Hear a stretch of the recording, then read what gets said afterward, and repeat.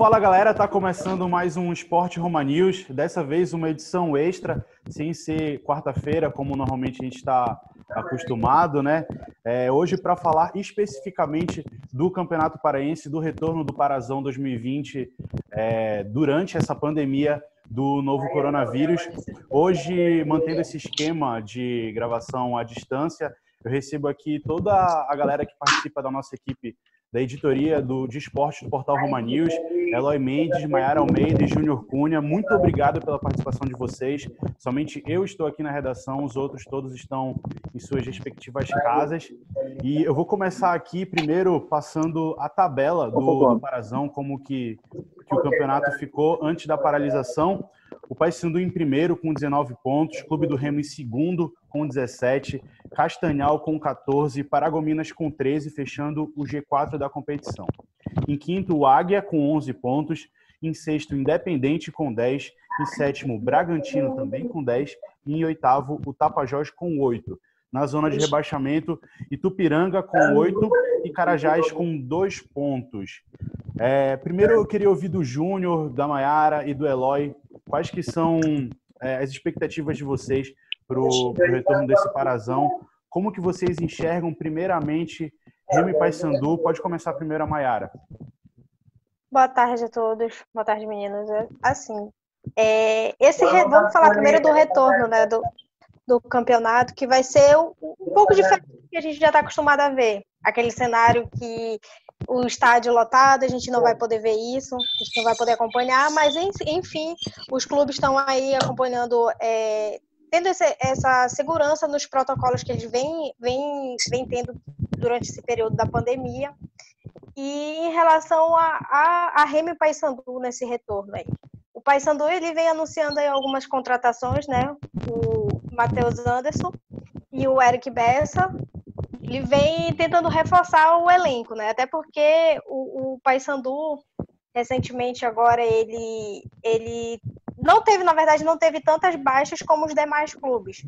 O Remo vem aí, reforçou o elenco, tá com um total de 6 atletas foram anunciados, e aí a gente espera o melhor, né, dos times paraenses, até mesmo porque eu posso dizer assim, que quem vem com dificuldade agora é os times do interior do estado, que os recursos financeiros para eles é bem menor do que Remo e Paysandu, e aí a gente já vê aquela dificuldade porque muitos atletas tiveram que abandonar o clube, né?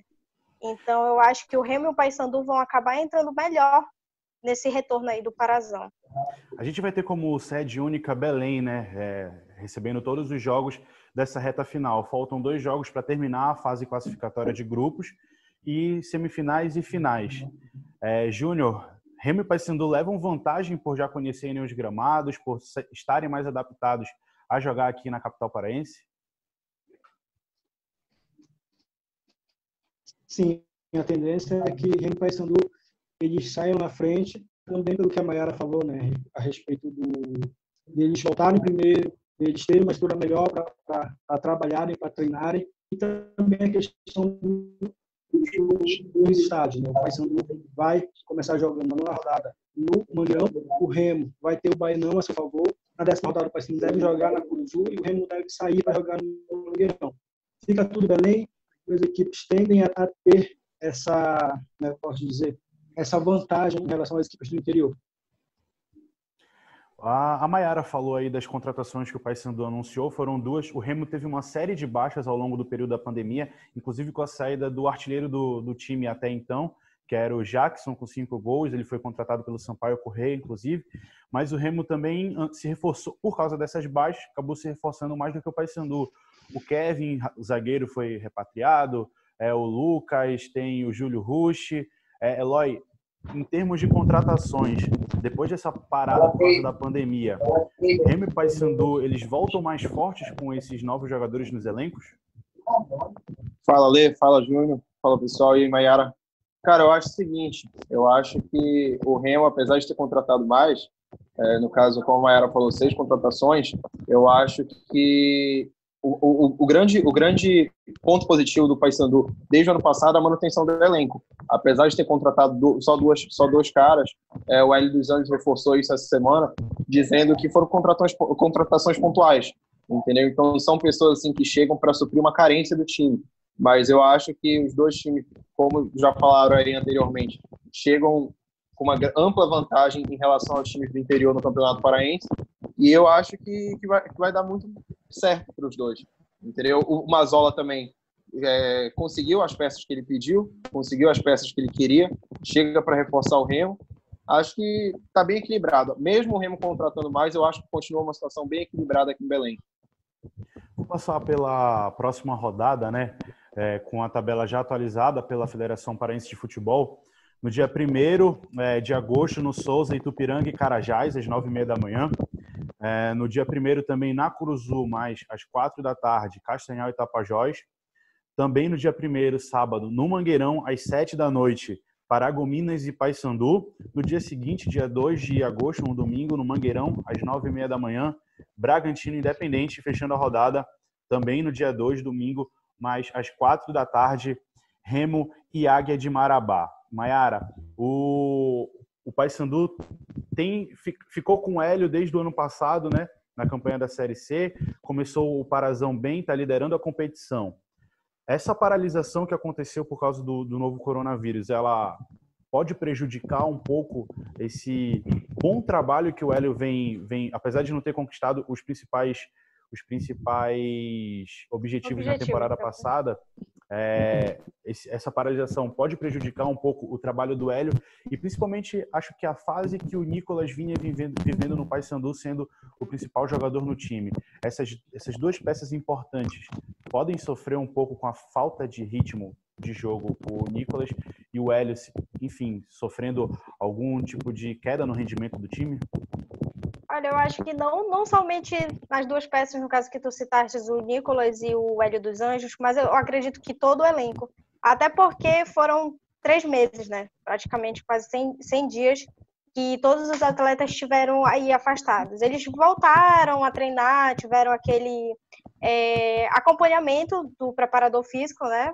Fizeram uma forma online, mas eu acredito que não é a mesma coisa do que eles virem treinando diariamente, como era anteriormente, o cenário anterior, né? E que eles vinham com aquela facilidade a mais de estar um ao lado do outro.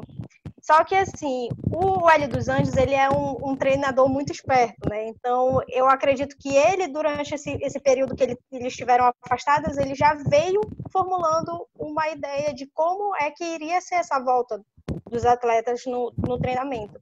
Então, acho assim, vai ter um problema, vai ter um probleminha, porque eles não estão acostumados nesse período que eles ficaram afastados.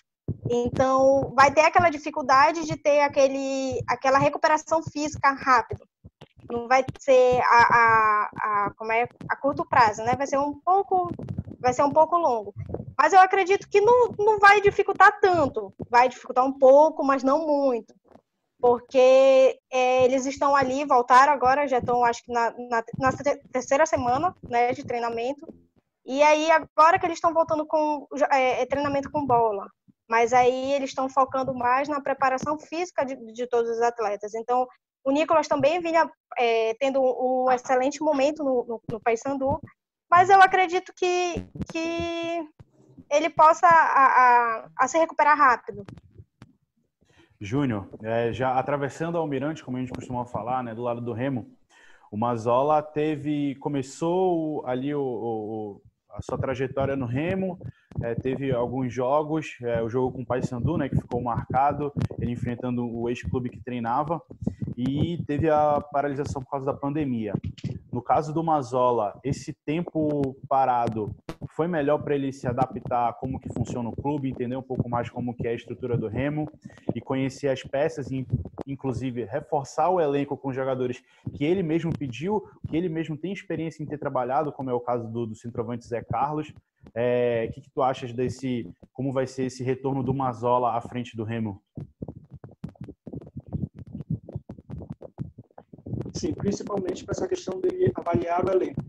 Ele conseguiu nessa paralisação ver as peças que ele tinha e o que ele precisava para montar o time como ele quer que jogue. Então, por isso que vieram 2 volantes canhotos, veio o centroavante que ele não tinha. O Jackson não era aquele homem-gol na frente, agora ele tem com o Zé Carlos. Veio mais um zagueiro para compor ali atrás. Um lateral direito que o Remo não tinha. Ele conseguiu enxergar isso e trazer agora. Eu acho que a partir de agora, a partir da nova rodada contra o Águia, no Bainão, o Mazola vai começar a colocar em prática aquilo que ele pensa de jogo, aquilo que ele está acostumado a trabalhar, que foi assim no Paysandu em 2014, foi no Londrina, no CRB, no PC, por todo lugar por onde ele passou. Eloy, as últimas rodadas do Parazão, né, da fase final, semifinais e final, os times que se classificarem, eles vão ter, por exemplo, principalmente Remo e Paysandu, vão ter que se dividir entre o estadual e o Campeonato Brasileiro da Série C. E caso algum time que esteja participando da Série D participe, também vai ter que se dividir entre o Brasileirão.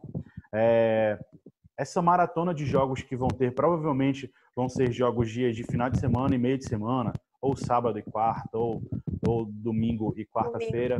Isso, até por isso, essa mudança, né, na regra do futebol, de poder fazer 5 alterações. Tu achas que os times vão estar preparados para poder enfrentar essa maratona maior de jogos em datas mais curtas? O que todo mundo está falando aí nas entrevistas é o seguinte, que 30 dias, que é o prazo aí aproximado que os 2 times tiveram de treinamentos, é pouco, entendeu? O próprio preparador físico já admitiu isso, mas eu penso da seguinte forma, eu acho que o fato de... A gente tem que pensar o seguinte, o Paraense acaba no começo de setembro, então vão ser só 2 ou 3 semanas aí nessa situação.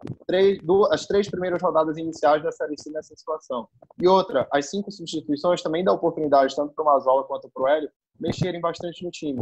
Então eu acho que prejudica, sim. A gente sabe que 30 dias, 3, 4 semanas de treinamento é pouco para acontecer essa readaptação, mas eu acho que os 2 times, principalmente pelo que o Júnior falou aí, a experiência do Hélio e a experiência do Mazola, eles vão conseguir fazer esse rodízio direitinho. Os times do interior também se reforçaram, né? O Bragantino agora vai poder contar com o Fidelis, né?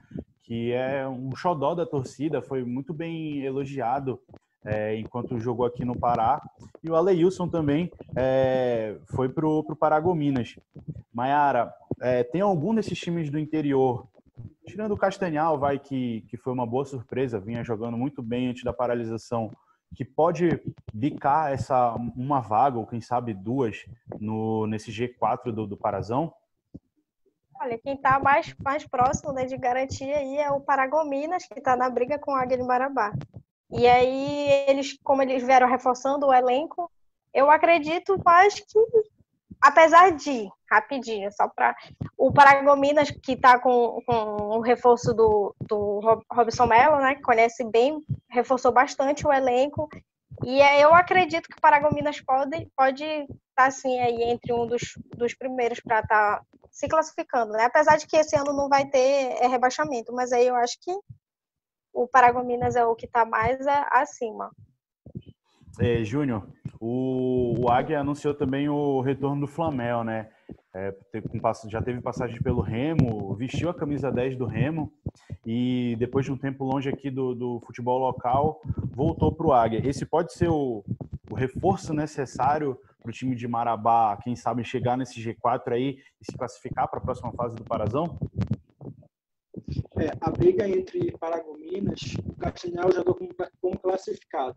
O Castanhal, acho que ele vencendo o Tapajós nessa nova rodada, ele garante essa classificação matemática.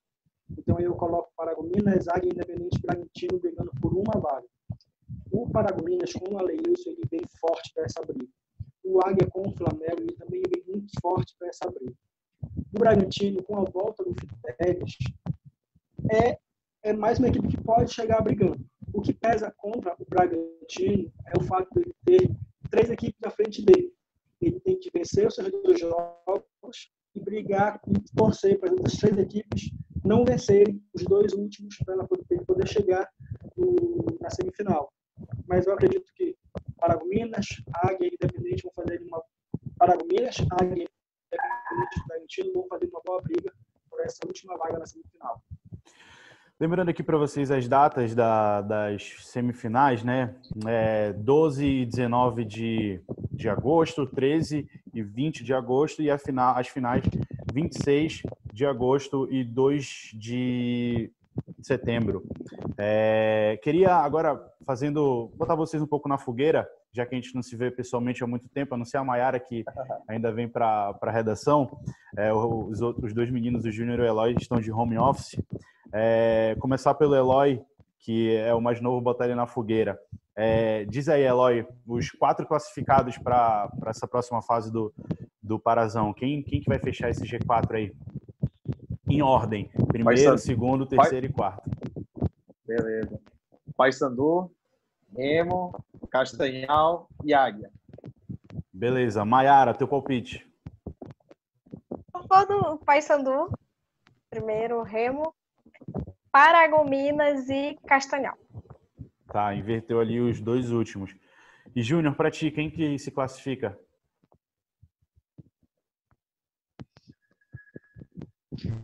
Paysandu, Remo, Castanhal e o Bragantino. Vou no azarão Bragantino, que vai ganhar os 2 últimos jogos e vai torcer, vai ter as 3 derrotas de Paragominas, Águia e Independente. Então tá aí, galera. Muito obrigado pela participação de vocês, viu? Esse foi o Sport Roma News edição extra, né? Sobre o Parazão 2020. Nosso tempo é curto, mas muito obrigado pela participação de vocês. Repetindo, a gente está adotando esse novo modelo de programas, de entrevistas, através dos aplicativos e entrevistas à distância, participações à distância também, por causa da pandemia do novo coronavírus. Muito obrigado pela participação do Eloy, da Maiara e do Júnior. Espero encontrá-los novamente. Saudades de todos vocês. Esse foi o Sport Roma News dessa semana. Gente, muito obrigado. Fica de olho na editoria de esportes do portal Roma News, que semana que vem a gente volta. Um abraço e até lá.